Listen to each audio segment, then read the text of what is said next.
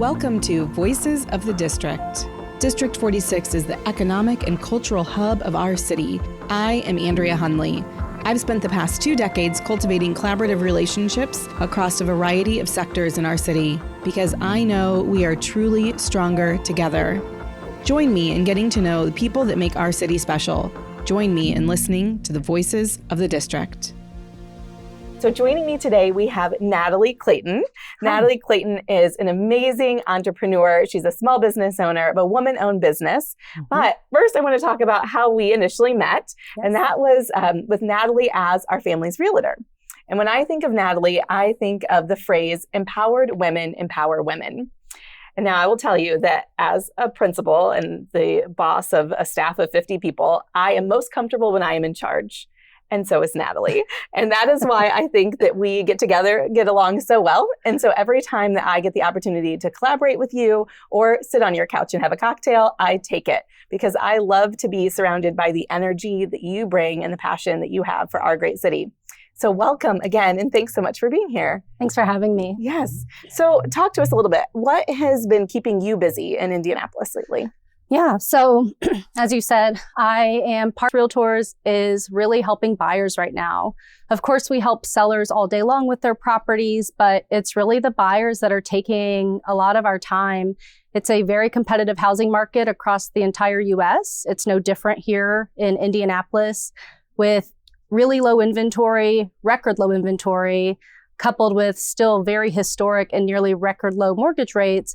The competition is just it's unimaginable. Mm-hmm. So imagine being a first-time buyer going to buy a home and you're competing with 20 offers and 10 of those are cash. Mm-hmm. And you just can't do that as a first-time buyer, in your first job. So we're working really hard with those folks. We're getting really creative and it's really just taking our time and energy, but that's what we do. And we're frankly on call nearly 24/7 to serve these people. So It's an honor to help, though, getting people into homes, helping them build equity and getting them somewhere where they're going to be able to build wealth and hopefully pass that on generationally is just very meaningful for us.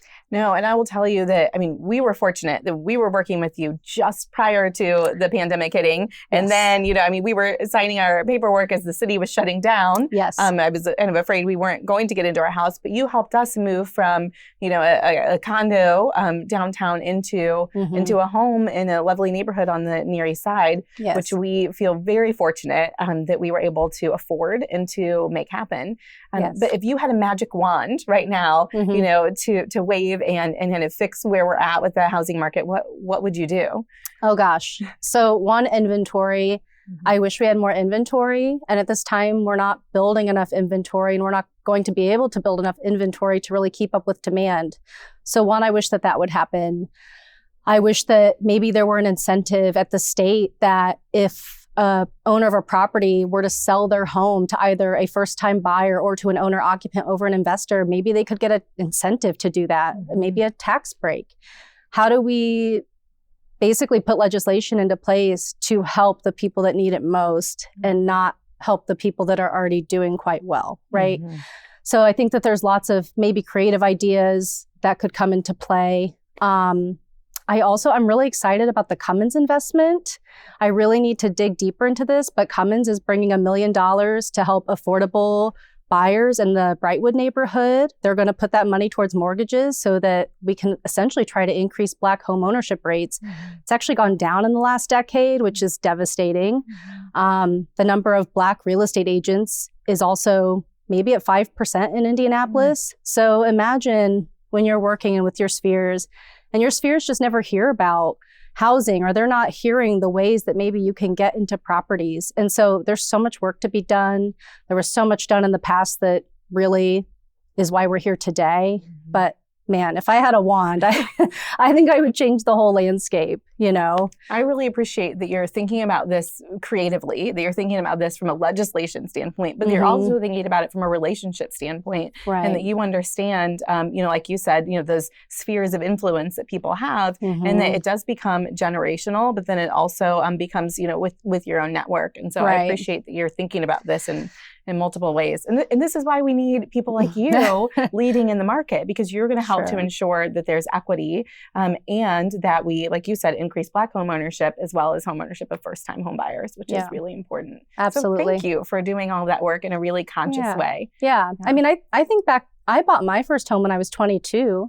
I had just graduated college during the recession, but there was the first-time buyer tax credit. So I got that when I bought my first home. And that was great, right? And I still own that home today. I'm too attached to let it go. I honestly just moved out of it after 13 years, which was really hard to do, but we just needed some more space. But yeah, there's just, I don't know, there's so much to do. And that's why I'm excited for you to be running, because I think that you cross so many sectors of people and you have such a unique insight as a public school principal, as somebody who gets labor and union, as somebody who can really, I think, speak to anyone on any of their level and just understand like why we need things to happen. And let's, you've not been in politics before, but I think you're going to figure out really quickly how to make the change happen, right? I just think that it's going to be a win-win. Well, a triple win. I really do appreciate that.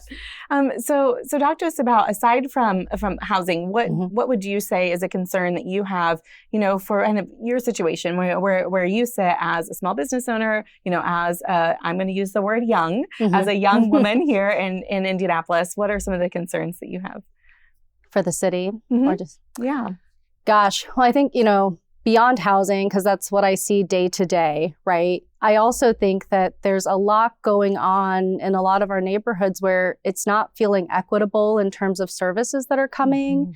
It feels like we're not helping maintain these neighborhoods as well, if maybe they do have more people of poverty living in them. It really, and again, I don't have kids, but trying to understand schools too, like having equitable access to meaningful education for these kiddos, right? A lot of our kids are growing up in neighborhoods where they're experiencing trauma every day. And it just breaks my heart because I want those kids, those neighborhoods, those schools to feel the same level of commitment as other places. I mean, even like, hey, your sidewalks are going to be as beautiful as this neighborhood. Your streets are going to be paved. You're going to have curbs. You're going to have the same investment.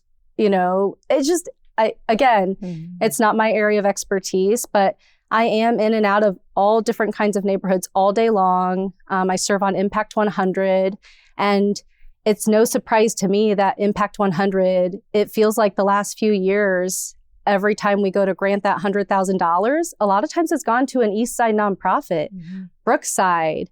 We've got people like Phelan Academies applying, and I think people see like, oh my gosh, there's so much work to be done in certain parts of the city.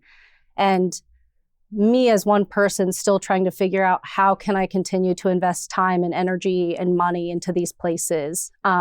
And how you see it, like you said, because you're in and out of the neighborhoods, every single day. And I love that you pulled in the connection with schools too, because we know that strong schools help to create strong communities and vice versa, right? It's that like symbiotic relationship that we have. But then also that things that I consider basic, but I'm learning, as I'm going door to door and knocking, that like having a sidewalk in a neighborhood is not something that we should take for granted, because so many of our neighborhoods don't have, those sidewalks and nice curbs and places to ride your bicycle and, all of those things. And that does change the way that people feel about their neighborhood and the way that they use their outdoor space as well. Yeah. Absolutely. It's just, you see it every day. Yeah. So on the flip side, what is giving you hope right now? Oh, what's giving me hope? I mean, again, I've not dug into this deeply, but the Cummins investment, I really hope that $1 million is truly going towards affordable mortgages to increase Black home ownership rates. Like that, to me, that is like tangible and that means something. Being a part of Impact 100, it's really exciting to see these grant applications come in and to really understand like who we're impacting. It was maybe 2 years ago, we gave the grant to Brookside CDC. And like, I know the guy that runs that program. And like, I've not met anybody who cares more about that neighborhood than he does. And it's really exciting. He actually just left to go to outreach, which is helping our homeless youth. And I'm just like so pumped that, because I couldn't see him anywhere else. And then when I saw him go to outreach, I said, oh, well, of course, like it's still East Side. It's the same kiddo population. He's going to go like make another impact. So I think just seeing that happening, also seeing our city shift away from maybe just some of the really like old school leadership and allowing more people of color and age and backgrounds. We're seeing a lot more creatives in the city be able to come in and be taken seriously for their craft and who they are. So I think there's just kind of this really exciting time where maybe we're going to start to see some really fresh blood come into the city and make change. Because, I mean, I admit it, I don't know how to make half the change that I want to see happen, but that's why I rely on, you know, my colleagues in the city. And that's what makes Indy special. You know, of course, we've got great restaurants and food, but it comes back to like who's here and who's helping these communities thrive. And all communities should be thriving equally. So I don't know. There's kind of this like synergy happening right now. Yeah, I would agree. I think that there's a lot of good momentum. And as you mentioned, you know, that it is like really strong individuals who are each, you know, doing one thing really, really well. And then when we step back and we zoom out, then we could see that, wow, like this collective effort from everybody is making our city move forward, which is really excited. I mean, there's a lot of work to do. There's no doubt about that. Yes. But it's really great to see the impact that one individual can have when we're all moving in the same direction, which is great. Yeah, absolutely. Yes. Well, I really appreciate your time here this morning and coming in with us today. And just all the work that you continue to do in the district and in your neighborhood. So thank you, Natalie, so much. You're welcome. Thank you for joining us today. This has been Voices of the District.